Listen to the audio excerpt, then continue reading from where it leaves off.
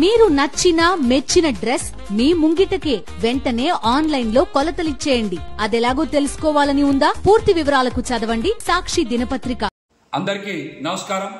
వరదొచ్చినా బురదొచ్చినా ఆఖరికి కరోనా మహమ్మారి ప్రపంచం మీదకి వచ్చిన దానికి కారణం జగన్మోహన్ రెడ్డి గారే అని చంద్రబాబు నాయుడు గారు మాట్లాడడం చూస్తూ ఉంటే ఈ మధ్య వారికి చేదస్తం కాస్త ఎక్కువైంది అనిపిస్తూ ఉంది. కురుస్తున్న వర్షాలు తెలుసు, అదేవిధంగా కట్టెలు తెచ్చుకున్న కృష్ణానది తెలుసు. అయినా సరే విజయవాడ మునిగే వరకు ఏ వాగులు ఎక్కడున్నాయో మాత్రం చంద్రబాబు నాయుడు గారికి కానీ కూటమి ప్రభుత్వానికి కానీ తెలియదు. వరదకి ముందు చేయాల్సిన హెచ్చరికలు చేయక, ముంచుకొచ్చాక, ప్రజలు నేట మునిగాక వారికి సరైనటువంటి పునరావాసం కానీ, ఆహారం కానీ, మంచినీరు కానీ, సౌకర్యాలు కానీ కల్పించలేదని, అందుకే విజయవాడ నగర ప్రజలకి చిర్రెత్తిందని తెలుసుకొని వారిని శాంతిపరచడానికి ఏదో రకంగా ప్రజల్ని మభ్యపెట్టడానికి చంద్రబాబు నాయుడు గారు విజయవాడ రోడ్ల మీద ముంచెత్తిన నీళ్లలో బోట్ల మీద తిరుగుతూ ఉన్నారు. అసలు ఆ బోట్లు రోడ్ల మీదకి రాకుండా ఆపలేకపోయినటువంటి తన చేతకానితనాన్ని కప్పిపుచ్చుకోవడానికి ఈ రోజున బోటు రాజకీయానికి తెరలేపారు. మీరు ఎన్ని కథలు చెప్పినా, మీ సొంత మీడియాను వాడుకొని ఎన్ని ఎలివేషన్స్ ఇచ్చినా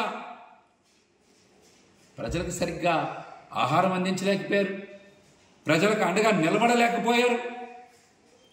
ప్రజలకి కోపం తగ్గలేదని మీకు అర్థమైపోయింది. అందుకనే ప్రజల్ని పక్కదారి పట్టించడానికి గొల్లపూడి బోట్లు వైసీపీ వాళ్ళయే అంటూ కొత్త కుట్రకి తెరలేపారు. ప్రకాశం బ్యారేజ్కి 70 గేట్లుంటే 5 బోట్లు 10 లక్షలకి పైగా క్యూసెక్ల వరదని ఆపగలవా? 10 లక్షలకి పైగా క్యూసెక్ల వరద నీటిని, వరద ప్రవాహాన్ని 5 బోట్లు ఆపగలవా? ఎవడైనా సరే బోట్లను వదిలేటప్పుడు పార్టీ రంగులు వేసుకొని ఎవరు వదులుతారా? ప్రకాశం బ్యారేజ్కి అడ్డంగా పెట్టాలనుకుంటారా? ఇలాంటివి 40 ఏళ్ల క్రితం రాజనాల సినిమాలో విలనిజం చేస్తే, ఇలాంటి ఎప్పుడో 40 ఏళ్ల కిందట రాజనాల సినిమాల్లో విలనిజం చేస్తే విజయవాడ నగర ప్రజలు అర్థం చేసుకోలేరా? అసలు మీరు మత్స్యకారులకు కానీ, బోటు నిర్వాహకులకు కానీ ప్రభుత్వం ముందస్తు సమాచారం ఇచ్చుంటే వాళ్ళు కూడా అప్రమత్తం అయ్యేవాళ్ళు. అసలు బోట్లు కొట్టుకొచ్చే పరిస్థితి ఉండేదా? అసలు ముందస్తు సమాచారం ఇవ్వడంలో ప్రభుత్వం కానీ, అదేవిధంగా జలవనరుల శాఖ మంత్రి నిమ్మల రామానాయుడు గారి వైఫల్యం కానీ స్పష్టంగా కనబడట్లేదా? ముందస్తు సమాచారం ఇచ్చుంటే మత్స్యకారులు కానీ, బోటు యజమానులకు కానీ సరైన సమాచారం ఇచ్చుంటే ఈ రోజున ఎటువంటి పరిస్థితి వచ్చేదా? బోట్లు కొట్టుకొచ్చాయా? బుడమేరు వాగుని, దానికి వస్తున్న ఇన్ఫ్లోని ముందుగా అంచనా వేస్తే ఈరోజు విజయవాడ నగరంలో లక్షలాది మంది జీవితాలు ఛిద్రమయ్యాయా? చెప్పండి, ఛిద్రమయ్యాయా? గొడుగు పట్టుకొని రామానాయుడు గారు బుడమేరు కట్ట దగ్గర ఈ రోజున రీల్స్ చేసుకునే పరిస్థితి వచ్చేదా? చెప్పండి. బుడమేరు వాగుని, దానికి వస్తున్న ఇంట్లోని ముందే అంచనా వేస్తే ఈరోజు విజయవాడ నగర ప్రజల జీవితాలు చిత్రమయ్యాయా? ఏదో గంటలు పూడుస్తున్నట్టు రామానాయుడు గారే ఏదో జేసీబీలు నడుపుతున్నట్టు, టిప్పర్లు నడుపుతున్నట్టు 3 రోజులు అక్కడే ఉండి గంటలు పూడ్చాడంట ఆయన. ఏం చేశారు? తట్టెత్తారా, పొట్టెత్తారా మీరు? అక్కడ నుంచొని ఏం చేశారు మీరు? చక్కగా రీల్స్ చేసుకున్నారు రామానాయుడు గారు. ఆ రీల్స్ బయటకు వదులుతున్నారు. ఇది పరిస్థితి. క్రైసిస్ మేనేజ్మెంట్లో నన్ను మించిన వారు లేరని చంద్రబాబు నాయుడు గారు మీడియా ముందు ఓదరగొడతా ఉంటారు. అసలు బుడమేరు క్రైసిస్ కారణమే మీరు కదా. విజయవాడ నగరంలో కొన్ని లక్షల మంది ఈ రోజున ఇలా తీవ్ర అవస్థలు పడటానికి కారణం మీరు కదా.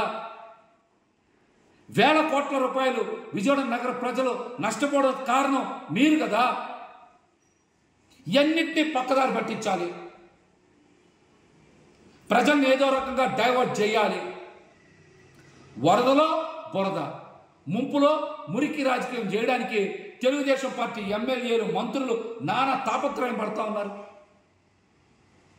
మీరు ఎన్ని అబద్ధ ప్రచారాలు చేసినా విజయవాడ నగర ప్రజల దృష్టిలో చంద్రబాబు నాయుడు గారు కూటమి ప్రభుత్వం ఎప్పుడు ద్రోహులే. ఈ ముప్పు కారణం మీ ముందు చూపు లేకపోవడమే. ఇవన్నీ ప్రజలకు తెలుసు. అయినా సరే ఇంకా ఏదో కుట్రకోణం. బోట్లు వదిలింది వైసీపీ వాళ్ళే అని చెప్పి ఈ రోజున కోమటి రామ్మోహన్ గారిని, ఉషాద్రి అనేటువంటి ఇద్దరు వ్యక్తుల్ని 1 టౌన్ పోలీస్ స్టేషన్లో విచారణ చేస్తూ ఇది వైసీపీ వాళ్ళే చెప్పమని చెప్తున్నారంట.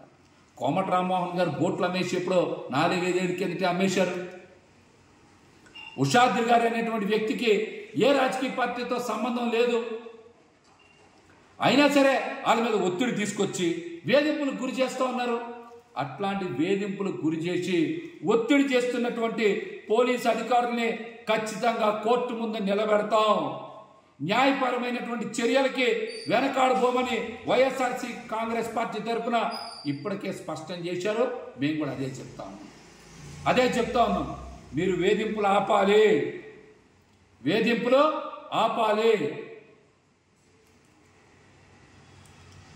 ఆపకపోతే ఖచ్చితంగా న్యాయపరమైనటువంటి చర్యలకి వైఎస్ఆర్ కాంగ్రెస్ పార్టీ ఎక్కడ వెనకాడబోదని కూడా ఈ సందర్భంగా స్పష్టం చేస్తున్నాం. మీరు విజయవాడ నగరం ప్రజలు సర్వస్వం కోల్పోయారు. విజయవాడ నగర ప్రజల్ని ఆదుకోవాల్సిన చంద్రబాబు నాయుడు గారు ఇలాంటి దిగజారుడు రాజకీయాలకి స్వస్తి పలకాలని కూడా మేమైతే తెలియజేస్తాము.